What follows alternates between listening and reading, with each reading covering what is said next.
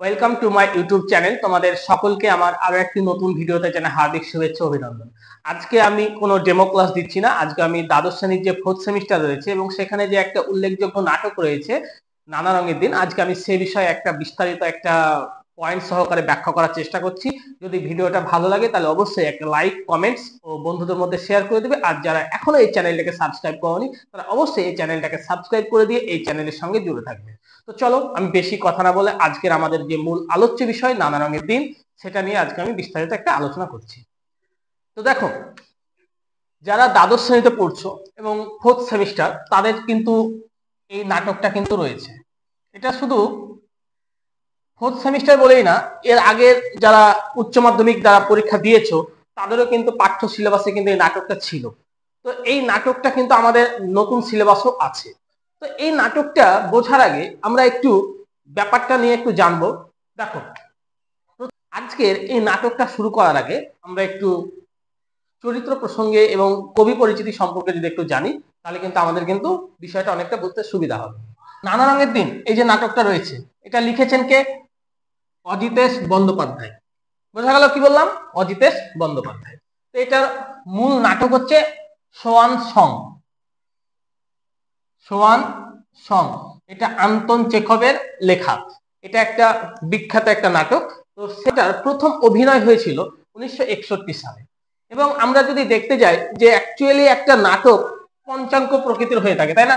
পঞ্চাঙ্গ প্রকৃতির হয়, আমরা কিন্তু এটা কিন্তু প্রত্যেকে জানি যে পঞ্চাঙ্গ মানে হচ্ছে একটা সম্পূর্ণ একটা দীর্ঘ নাটক, তাই না? কিন্তু আমাদের এই নাটকটা ছিল একাঙ্ক নাটক। বোঝা গেল? তাহলে এই নাটকটা ছিল একাঙ্ক নাটক। তো এই নাটকটা পড়তে গেলে আমরা মোটামুটি ভাবে যদি আমরা দেখতে যাই, তিনটে চরিত্র পাবো। তো সেই তিনটে চরিত্র প্রসঙ্গে আমরা একটু আগে জেনে নিই। দেখো, 1 নম্বরে আছে রজনীকান্ত, 2 নম্বরে, 3 নম্বরে হচ্ছে রামব্রিজ। আমরা একটু তিনজনের পরিচিতি সম্পর্কে জানবো, কারণ যে কোনো গল্প বা যে কোনো কবিতা বোঝার আগে আমাদের কি করতে হবে? চরিত্র সম্পর্কে কিন্তু জানা খুব প্রয়োজন। তো দেখো, রজনীকান্ত তিনি এখন বৃদ্ধ অভিনেতা, তার বয়স এখন বর্তমানে 68 বছর। আর কালীনাথ সেন, তার কাজ ছিল প্রম্পটার। প্রম্পটার, তোমাদের মনে অনেকের প্রশ্ন জাগতে পারে, স্যার প্রম্পটার কি? প্রম্পটার হচ্ছে, দেখবে কোনো অভিনেতা বা অভিনেত্রী যখন কোনো ডায়ালগ বলতে বলতে ভুলে যায় এবং তাদেরকে সেই ডায়ালগটা পর্দার আড়াল থেকে কেউ একজন স্মরণ করিয়ে দেয়, তো সেই এখানে প্রম্পটার। বোঝা গেল কি বললাম? আর এই প্রম্পটারে কাজ করতো কালীনাথ, তার বয়স বর্তমানে 60 বছর। আর আমরা দেখতে পাবো রামব্রিজ। রামব্রিজটা হচ্ছে সেই নাট্য দলের একজন কেয়ারটেকার বলতে পারো, যাকে আমরা দারোয়ান হিসাবে, এক কথায় তার দেখভাল করার দায়িত্ব থাকে। তো এই মোটামুটি আমরা তিনটে ক্যারেক্টার দেখতে পাচ্ছি। আমাদের এই যে নাটকটা শুরু হচ্ছে, নাটকটা শুরুর সময় আমরা এই নানা রং সম্পর্কে যদি একটু জেনে নিই, তাহলে কিন্তু আমাদের কাছে বিষয়টা বুঝতে অনেকটা সহজ হবে। আমরা প্রথমে নামকরণের একটু সার্থকতা। আচ্ছা, নানা রং মানে বুঝতেই পারছো, আমাদের আগেকার দিন আর এখনকার দিন, আমরা এই দুই ভাবে যদি বিষয়টাকে যদি ভাবার চেষ্টা করি, তাহলে আমাদের আগেকার দিন প্রত্যেকের কাছে কিন্তু মধুর একটা সময়।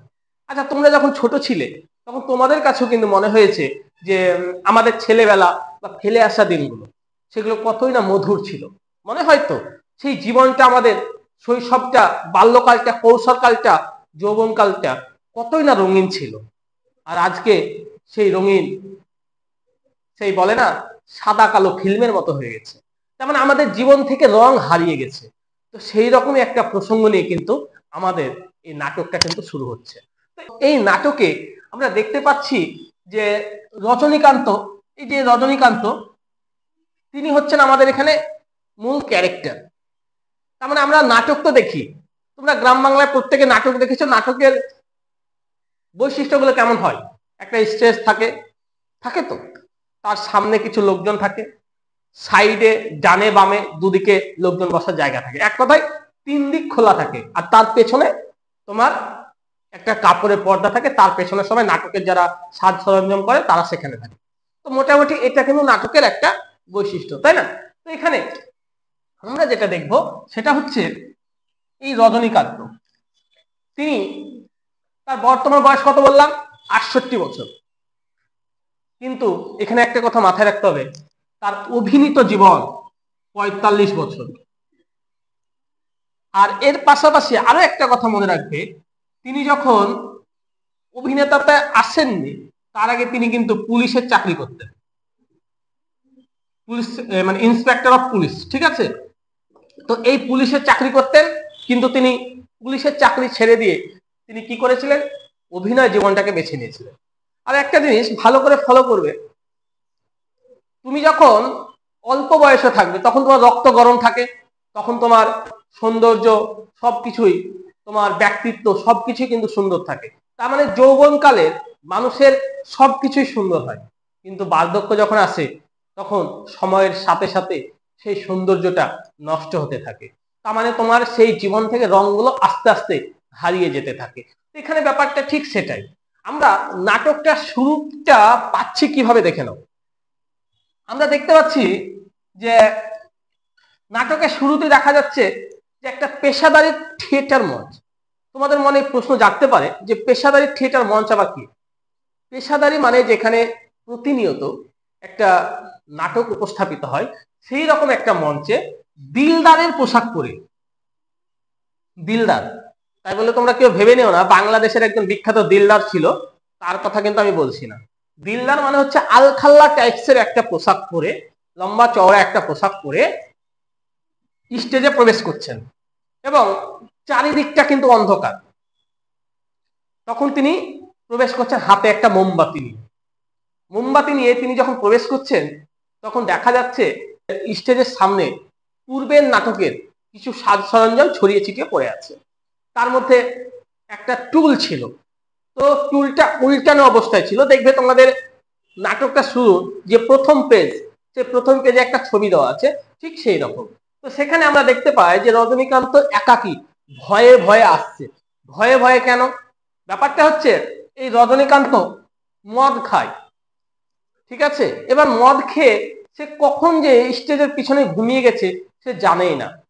তার যখন আচমকা ঘুম ভাঙছে তখন দেখা যাচ্ছে যে সে ঘুম ভেঙে চমকে ওঠে এবং সে মনে মনে ভাবছে মনে হয় 12টা বেজে গেছে, না না না না 12টা বেজে 5।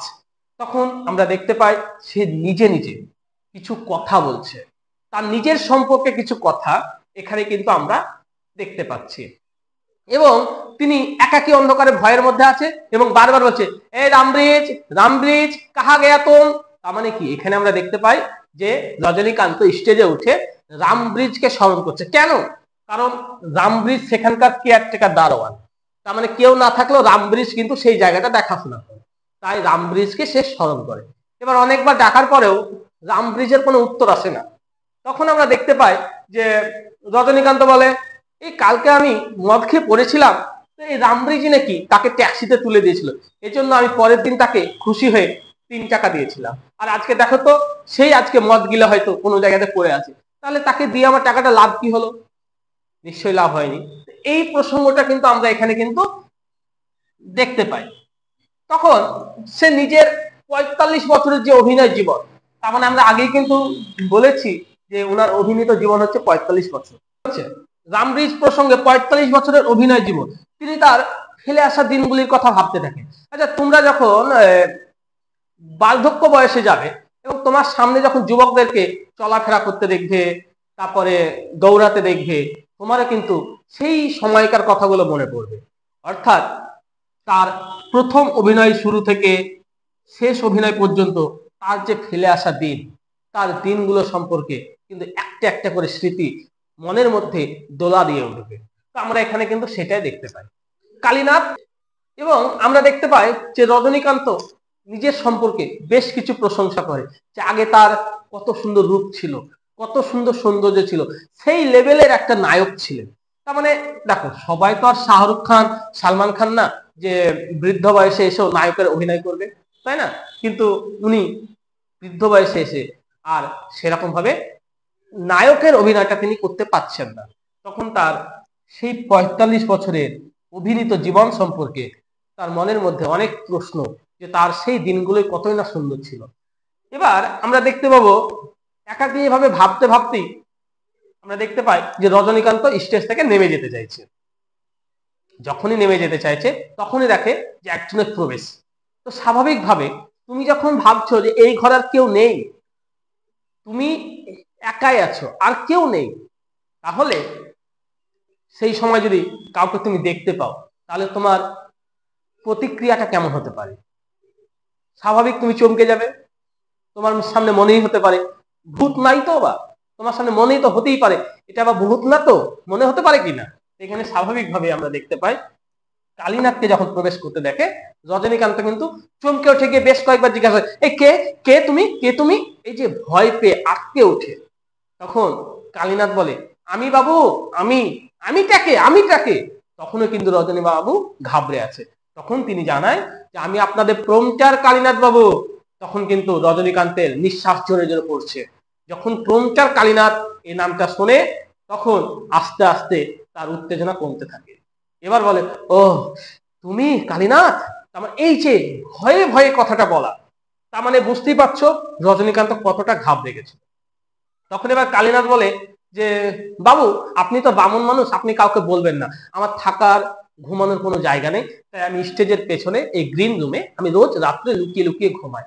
আর স্বাভাবিকভাবে আমরা দেখতে পাই রজনীকান্ত কিন্তু কালীনাথ সম্পর্কে জানতেন যে তার সত্যি করুণ অবস্থা, তাই তিনি কিন্তু কি করেছেন, রজনীকান্ত কালীনাথকে কিছু বলেননি। তখন এবার আমরা দেখতে পাই রজনীকান্ত কালীনাথকে পেয়ে, মানে ধরে নাও আমরা যখন মনের কথা কাউকে শেয়ার করতে পারি বা বসি, তখন মনে হয় যে মনের কথা বলেই চলে যায়, তাই না? এখানেও স্বাভাবিক রজনীকান্ত এবার তার মনের কথা বলতে শুরু করলো। এবার রজনীকান্তের সঙ্গে যখন কালীনাথের কথোপকথন শুরু হলো তখন রজনীকান্ত তার অভিনয় জীবন সম্পর্কে, আজকের অভিনয় সম্পর্কে তিনি বলতে শুরু করে, তুমি জানো কালীনাথ, আজকে আমি একসঙ্গে 7টা ক্লাব পেয়েছি। এবার অনেকে মনে প্রশ্ন, ক্লাব কি? ক্লাব মানে হচ্ছে হাততালি। কি বললাম? হাততালি। তার মানে দর্শকরা তার অভিনয় দেখে মুগ্ধ, এবং 2-3 বার নাকি বলতে শুনেছেন কাউকে যে রজনী ইজ দা রজনী, মানে এর ওপর দিয়ে কোনো নায়ক হতে পারে না। রজনী বলতে রজনীকান্ত না, কিন্তু এখানে মাথায় রাখো, এখানে রজনীকান্ত বলতে সেই সাউথের সুপারস্টার রজনীকান্ত না। হ্যাঁ, এখানে রজনীকে আবার শর্টকাটে বলা হচ্ছে রজনী। ঠিক আছে, মানে রজনী ইজ দা রজনী, মানে তার অভিনয়ের প্রশংসা করেছে। এটা দেখে রজনীকান্ত খুব মনে মনে খুশি, এবং এইভাবে কথা বলতে বলতেই কালীনাথ বলেন, হ্যাঁ আপনি তো সত্যি ভালো অভিনয় করেন, আপনার অভিনয় দেখে হাততালি দেবে, এটা স্বাভাবিক। তো স্বাভাবিকভাবেই কালীনাথ রজনীকান্তকে বলে, আচ্ছা বাবু চলুন, আমি আপনাকে বাড়িতে ছেড়ে দিয়ে আসি। তখন রজনীকান্ত কি জানায়, একটা হৃদয় বিদারক কথা, বাড়ি? আমার বাড়ি কোথায়? আমার বাড়িতে তো কেউ নেই। দেখো, বাড়ি হচ্ছে এমন একটা জায়গা যেখানে মানুষ শান্তির ঘুমাতে পারে। তুমি বিশ্বের যেখানেই চলে যাও, কোনো জায়গাতে তুমি শান্তি পাবে না যতটা তুমি নিজের বাড়িতে শান্তি পাবে।